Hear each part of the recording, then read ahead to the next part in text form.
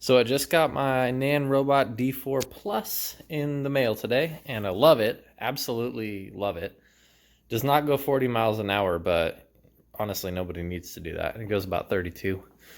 I saw some people in the YouTube comments asking what the thing sounds like, because everyone puts music over their videos. So I'm going to turn it on and just rev the motor, and hopefully you can get a good idea of what the motor sounds like.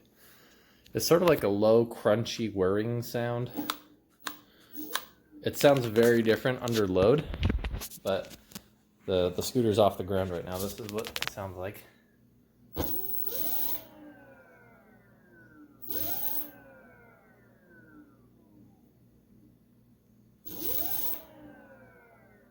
Yeah, very quiet.